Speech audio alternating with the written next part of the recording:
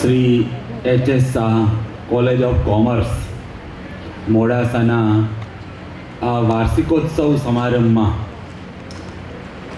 જે અધ્યક્ષ તરીકે આપણી વચ્ચે બિરાજમાન છે એવા પરમ શ્રદ્ધેય આદરણીય શ્રી મહેન્દ્રભાઈ વી. શાહ, અતિથિ વિશેષ તરીકે બિરાજમાન આદરણીય જયેશભાઈ દોશી, આ કોલેજના કર્મઠ આચાર્ય શ્રી ડૉક્ટર ગોપાલભાઈ વણકર,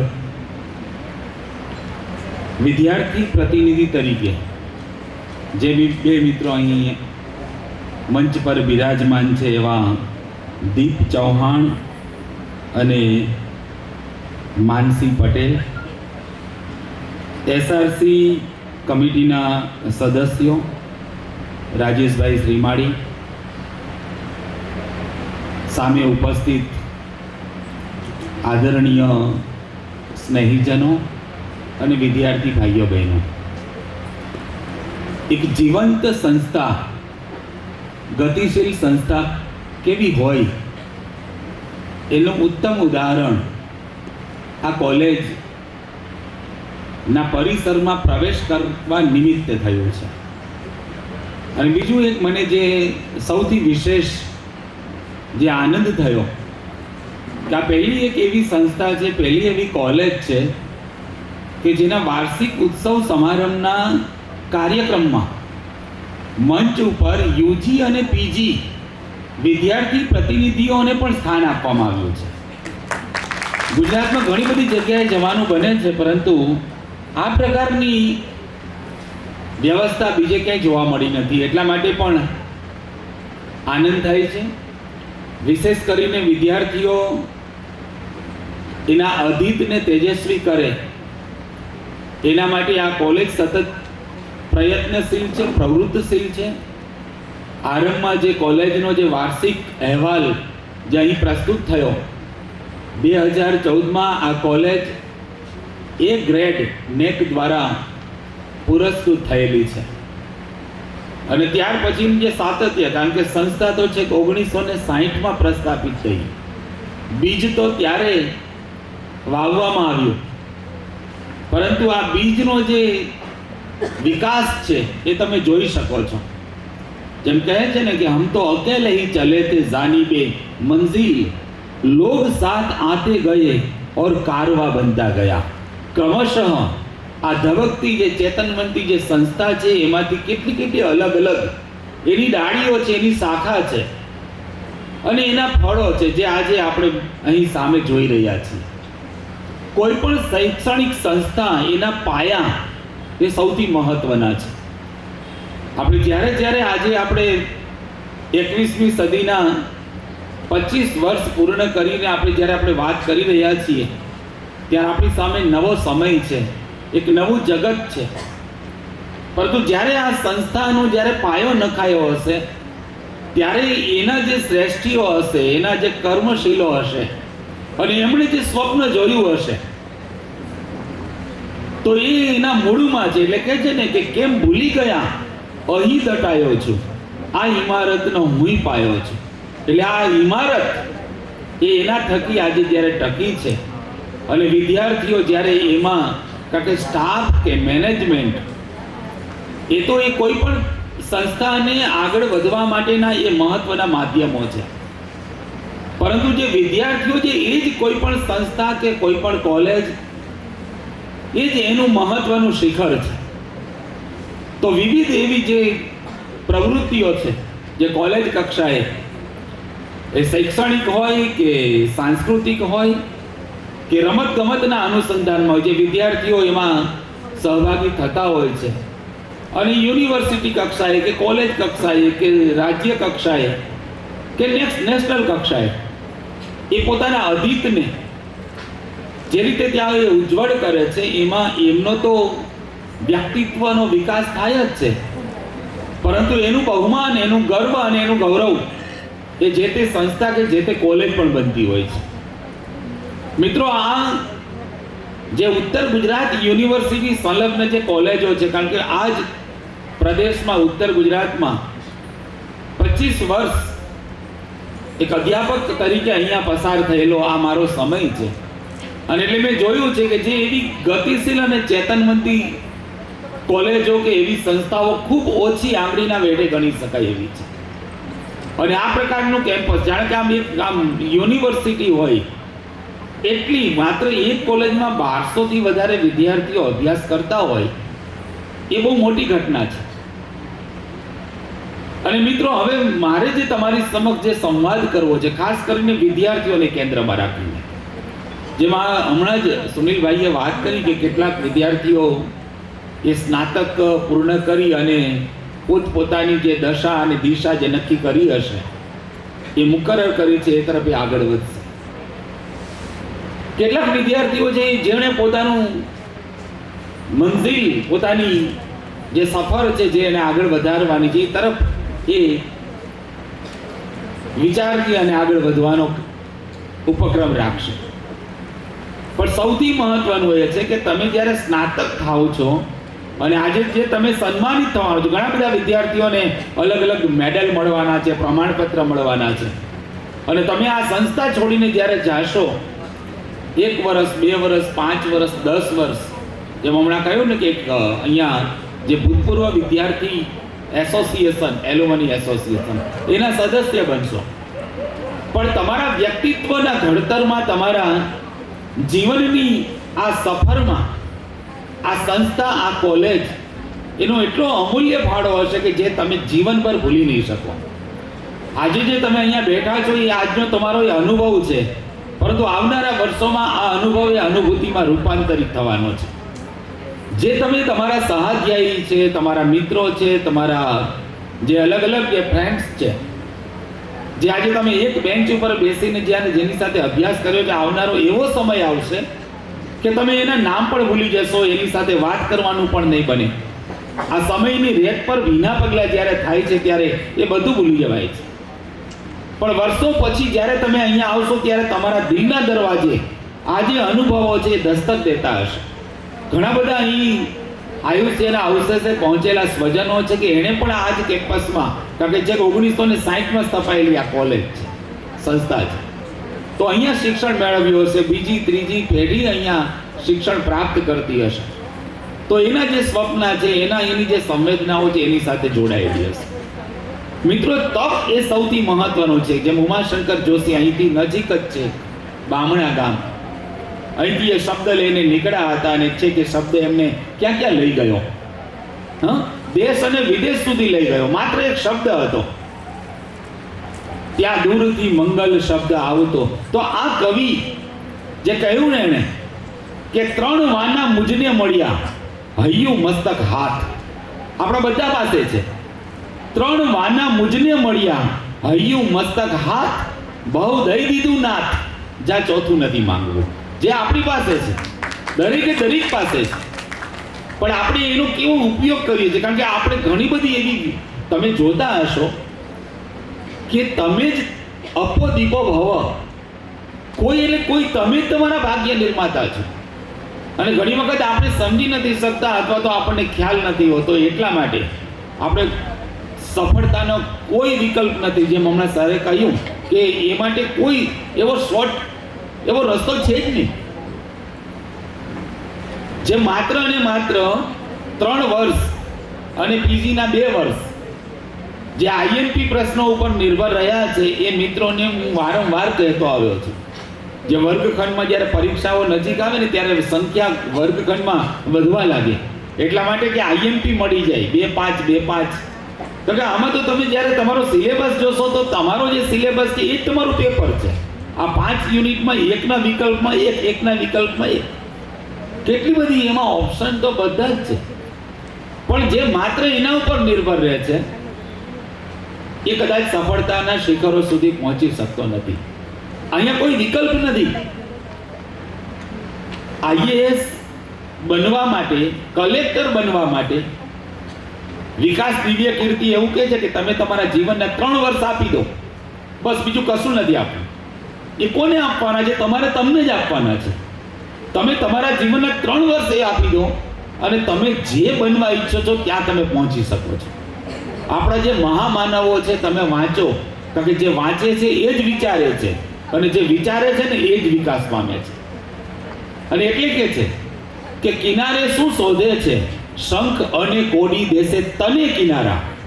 જે કિનારા ઉપર જે પ્રવાસ કરે છે ને એને તો શંખ અને કોડી જ મળે છે. કિનારે શું શોધે છે, શંખ અને કોડી દેશે તને કિનારા, મોતી તો મેળવે છે મસધારે ડૂબનારા. જે મસધારે ડૂબે છે એટલે કે જે ખરા અર્થમાં પહેલા પાનાથી શરૂ કરીને અંતિમ પાના સુધી સમગ્ર અભ્યાસક્રમમાંથી જે પસાર થાય છે, કોઈ વિકલ્પ નથી, એમાં કોઈ ઓપ્શન નથી, અને એ જ સાચા મોતી લઈને આવે છે. અને મૂલ્ય તો સાચા મોતીનું જ છે, તમે જાણો છો, શંખ અને કોડીનું નથી. કારણ કે જેમ એટલો બધો સ્પર્ધાત્મક આ સમય છે મિત્રો, ક્ષણે ક્ષણે નવતામ પૈતી આખું જગત બદલાઈ રહ્યું છે. આજે લીધેલો મોબાઈલ 2 દિવસ પછી આઉટ ઓફ ડેટ બની જાય છે. તમે વિચારો, તમારી સામે, તમને ખ્યાલ છે, વિશ્વના પેલે પાર બનતી ઘટના બીજી જ ક્ષણે તમારી આંખો સામે છે. તમારા હાથમાં રિમોટ છે ને 200-500 ચેનલો છે. એટલે જ્ઞાન કોને કહેવાય ને માહિતી કોને કહેવાય, આ બેનું અંતર એ તમારે સમજવાનું છે. બધાની પાસે છે માહિતી, પરંતુ જ્ઞાન એ ક્યાં છે અને કોની પાસે છે? તર્ક શક્તિ, વિચાર શક્તિ, આમ ગાડરિયા પ્રવાહમાં નહીં, આપણે આપણો એક જુદો જે કેડી રચે છે ને એનું મૂલ્ય છે. રાજમાર્ગ પર તો સૌ કોઈ ચાલે છે, પણ જેને પોતાની કેડી રચી છે અને આજે એના જ આપણે નામ લઈએ છીએ. સ્વામી વિવેકાનંદ, ઉઠો જાગો અને ધ્યેય પ્રાપ્તિ સુધી મંડ્યા રહો, માત્ર આટલું તમે વિચારો. અને એટલા એના વિશે વાત કરવા બેસીએ તો કલાકોના કલાકો આપણે વાત કરી શકીએ. એ જ્યારે આમ વાંચતા ને ત્યારે આમ કોઈ પણ પાનું છે આમ ઉપરથી આમ નીચી નજર થાય, તમે મોબાઈલમાં જેમ સ્કેન કરો છો એટલે તરત જ આમ સ્કેનર આમ ધીમે ધીમે આગળ વધી જાય છે. એવી વાંચતા ને ઉપરથી આમ નીચે ત્યાં આખે આખું વંચાઈ જતું. કેટલી એકાગ્ર મનની અગાધ શક્તિઓ છે, પરંતુ આપણે એનો કેટલો ઉપયોગ કરીએ છીએ, આ સૌથી મહત્વનું છે. Doctor B.R. આંબેડકર, તમે જુઓ એનું બાળપણ, કે જેમણે ભારત દેશનું બંધારણ લખ્યું એટલું નહીં, પરંતુ 18 કલાક સુધી વિકટ એવી પરિસ્થિતિમાંથી એણે પોતાનો માર્ગ પ્રશસ્ત કર્યો. એવા એકની અનેક છે. અમર્ત્ય સેન, જેને અર્થશાસ્ત્રમાં નોબેલ પ્રાપ્ત થયું છે. તમે સામ પિત્રોડા, જેને વિજ્ઞાનમાં, જેને ટેકનોલોજી, આ ટેલિકોમ્યુનિકેશનની જે ક્રાંતિ, આ જે બધા મહામાનવો છે, એ મહામાનવોએ પોતાનું જીવન એમાં સમર્પિત કરી દીધું ને એ માત્ર પોતાના શ્રેયકર માટે નહીં, સમગ્ર સમાજ માટે, સમગ્ર રાષ્ટ્ર માટે. એટલે આપણે જ્યારે વિચારીએ છીએ ત્યારે માત્ર આપણે એવું ન વિચારીએ, કારણ કે આજનો જે સમય છે, હું વારંવાર કહું છું કે મારી જે યુનિવર્સિટી છે એમાં એક સેન્ટર છે, doctor Ambedkar centre of excellence, જેમાં યુપીએસસી અને જીપીએસસીની ટ્રેનિંગ આપવામાં આવે છે. સર, એમાં 100 વિદ્યાર્થીઓને અમે પ્રવેશ આપી છે, નિઃશુલ્ક, વિનામૂલ્યે. આજે મોટાભાગના જે સ્નાતક થવાના જે મિત્રો છે એ ટીવાય પૂર્ણ કરીને શું કરવું છે એને અત્યારે નક્કી કરવાનું છે. આપણે ત્યાં સ્પીપા નામની એક સંસ્થા છે જે યુપીએસસી માટે બહુ મહત્વનું શિક્ષણ આપી રહી છે. અને બીજું, આ જે અમારી જે યુનિવર્સિટીમાં જે ભારત સરકાર દ્વારા આ કેન્દ્ર ચાલે છે, એમાં મેરિટના આધારે અમે 100 વિદ્યાર્થીઓ નિઃશુલ્ક પ્રવેશ મેળવે. એટલે એ એક વિદ્યાર્થી માટે ભારત સરકાર 1,27,000 એક વર્ષમાં ખર્ચ કરે છે, એક વિદ્યાર્થી માટે. હવે જ્યારે આટલી બધી, જ્યારે 1 કરોડ રૂપિયાની જ્યારે એક વર્ષની ગ્રાન્ટ હોય અને એના નોડલ અધિકારી તરીકે મારી નિયુક્તિ થઈ છે, છેલ્લા 4 વર્ષથી હું સંભાળું છું સ્થાપના કાર્ય. તો મને થયું કે સરકાર આટલી બધી ગ્રાન્ટ આપે છે અને એ માત્ર ને માત્ર કાગળ ઉપર જ ચાલે તો એનો અર્થ ખરો? સરકારી પોલિસી બનાવે છે, પણ એને વાસ્તવિક રૂપ તો આપણે બધાએ સાથે મળીને આપવાનું છે. આજે ભારતની 31 યુનિવર્સિટીમાં આ સેન્ટર ચાલે છે અને એ 31 જે કેન્દ્રો છે એમાં પહેલા નંબરનું કેન્દ્ર સેન્ટ્રલ યુનિવર્સિટીનું doctor Ambedkar centre of excellence છે. પહેલા નંબરનું સેન્ટર. ગયા વર્ષે જે 100 વિદ્યાર્થીઓ હતા એમાંથી 57ને જોબ પ્લેસમેન્ટ મળી. 57 વિદ્યાર્થીઓને જોબ મળી ગુજરાત સરકાર, ભારત સરકારમાં. અને સૌથી મહત્વની બાબત એ છે કે જે બેઠેલા મિત્રોને ખ્યાલ આવે એટલા માટે, એક એન્ટી-ડીએનટી. આ એન્ટી-ડીએનટી શું છે ઘણા બધાને ખ્યાલ જ નથી. જે વિચરતી અને વિમુક્ત જાતિ છે જેને સરનામા વગરનો સમુદાય માનવામાં આવે છે, જેને પોતાનું ઘર નથી રહેવા માટે, પોતાનો આશિયાના નથી, પોતાનું કોઈ કાર્ડ નથી, આધાર કાર્ડ નથી, રાશન કાર્ડ નથી, પાન કાર્ડની વાત જ નથી, એવી અભાવગ્રસ્ત પરિસ્થિતિની વચ્ચે જીવન બસર કરતો આ જે સમુદાય છે એના માટેનું એક કેન્દ્ર અમને આપવામાં આવ્યું છે. ખૂબ પ્રયત્નો કર્યા પછી મિત્તલ પટેલ, તમે કદાચ નામ સાંભળ્યું છે, વિચરતા સમુદાય સમર્થન મંચ NGO એના સ્થાપક છે, જેને રિયલ હીરોનો એવોર્ડ આપવામાં આવેલો છે મોદી સાહેબ દ્વારા. તો એ બધાના પ્રયત્નો થકી અમે આ કેન્દ્રમાં પણ, કારણ કે અમે 100ની ઇન્ટેક છે પણ NTDNTમાં માત્ર 40 વિદ્યાર્થીઓ એમાં પ્રવેશ મેળવે છે, કારણ કે ગ્રેજ્યુએટ થાય તો એ અહીંયા આવશે. આપણા બધાની આઈડેન્ટિટી છે, આપણા બધાનું એડ્રેસ છે કે આ કાર્યક્રમ પૂરો થશે એટલે આપણે આપણા ઘરે જઈશું, પણ જેને પોતાનું એડ્રેસ નથી. તમે વિચારો, આઝાદીના અમૃત મહોત્સવ 75 વર્ષ પછી પણ કેટલાક એવા સમુદાયો છે કે જ્યાં હજુ સુધી જે તક જેને મળી નથી, તો એને તક આપવાની. એટલે અહીંયા તો માત્ર એની આંગળી પકડવાની છે અને એને આગળ લઈ જવાના છે. તો આ ઉપક્રમ નિમિત્તે અમારું આ જે રિઝલ્ટ છે એને કેન્દ્રમાં રાખીને માનનીય પ્રધાનમંત્રીનો એક જે ઉદ્દેશ છે કે સબકા સાથ, સબકા વિકાસ, સબકા પ્રયાસ, તો એ દિશામાં જઈ શકાશે.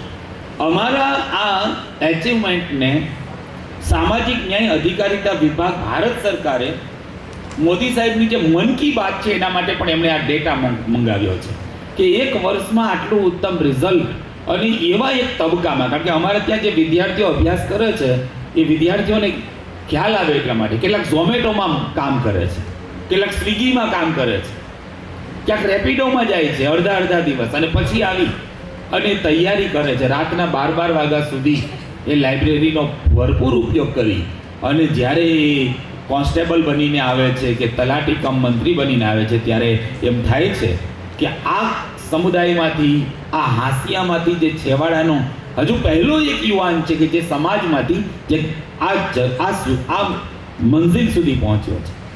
મારી દ્રષ્ટિએ એ UPSCની સમકક્ષ છે. તો આ પ્રકારની આપણે પણ એ પ્રકારે એક ગાંઠ વાળીએ, પોતે જ પોતાની મંઝિલ ક્યાં પહોંચવું છે પહેલાં તો આપણે નક્કી કરવું પડે છે. ટીવાય તો એમને પૂરું થઈ જાય ત્યાં સુધી તો આપણે નક્કી કર્યું હોતું નથી કે આપણે કરવું છે શું. મિત્રોએ જે વિષયમાં પ્રવેશ મેળવ્યો એટલે મેળવી લીધો, હવે સ્નાતક થયા, પછી અનુસ્નાતક થયા, છતાં પણ આપણને ખબર નથી કે આપણી દિશા શું છે.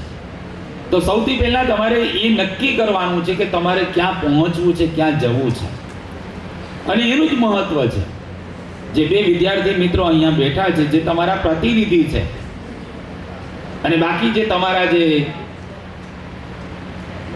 વર્ગખંડમાં જે તમને શિક્ષણ આપી રહ્યા છે, જે વર્ગખંડમાં તમારી સમક્ષ વ્યક્તિત્વ વિકાસને કેન્દ્રમાં રાખીને કે તમારા ભવિષ્યને કેન્દ્રમાં રાખીને જે શિક્ષણની જે તકો પુરવાર કરી રહ્યા છે, તો એ સુધી પહોંચવાનું છે. આજે આપણી સમક્ષ આયુષ્યના અવશેષે પહોંચેલા આવા જે સ્વજનો છે, પ્રમુખશ્રીનો જે ઉત્સાહ અને એમનો જે પ્રતિબદ્ધ નિસ્બત સાથેનો જે આખો જે સંદર્ભ છે, આપણે જોઈએ ત્યારે ખ્યાલ આવે છે. છેલ્લી એક રચના આ આદરણીય સ્વજનોને કેન્દ્રમાં રાખીને સ્નેહીની આ રચના છે કે કોઈનું આંસુ લૂછ્યું હોય તે બેસે અહીં. કોઈનું આંસુ લૂછ્યું હોય તે બેસે અહીં, ને પછી છાતીમાં દુખ્યું હોય તે બેસે અહીં. મોરારી બાપુ પોતાની આ કથામાં આ કવિતાને વારંવાર પ્રસ્તુત કરે છે કે આપણે કોઈની આંખના આંસુ એ આપણને પણ એટલી જ અસર કરે તો જ સંવાદી સમાજનું નિર્માણ થઈ શકે છે. કોઈનું આંસુ લૂછ્યું હોય તે બેસે અહીં, ને પછી છાતીમાં દુખ્યું હોય તે બેસે અહીં. સૂર્ય તપતો હોય મધ્યમાં જેનો, સૂર્ય તપતો હોય મધ્યમાં જેનો, તે છતાં કોઈના ચરણોમાં ઝૂક્યો હોય તે બેસે અહીં. એટલો લાયક ખરો કે હું અહીં બેસી શકું? એટલો લાયક ખરો કે હું અહીં બેસી શકું? એટલું પોતાની જાતને પૂછ્યું હોય તે બેસે અહીં.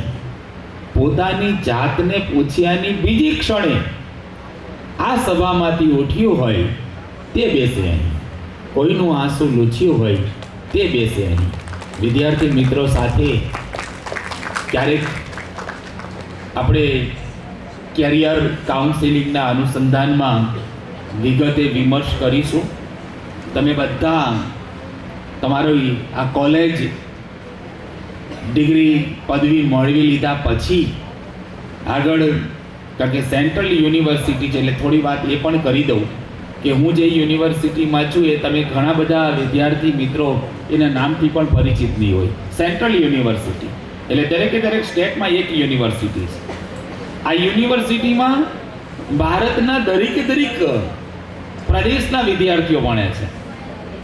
ત્યાં જર્મન પણ, જેમ આપણે ત્યાં ગુજરાતી, હિન્દી, અંગ્રેજી જેમ સ્નાતક થઈએ છીએ, ત્યાં જર્મન, ચાઇનીઝમાં અને રશિયનમાં પણ સ્નાતક થઈ શકાય છે. અને 100% પ્લેસમેન્ટ છે, આપણે ખ્યાલ નથી. સોશિયલ સાયન્સ, લિટરેચર, કલ્ચર, એવા જુદા જુદા અલગ અલગ જે કેન્દ્ર છે, સેન્ટર છે. તમે અનુસ્નાતક PhD માટે પણ ત્યાં તમે આવી શકો છો. અને આ પ્રકારની જે તમે સ્પર્ધાત્મક પરીક્ષાઓના જે અલગ અલગ જે સેન્ટર્સ છે એનો પણ તમે લાભ મેળવી શકો છો.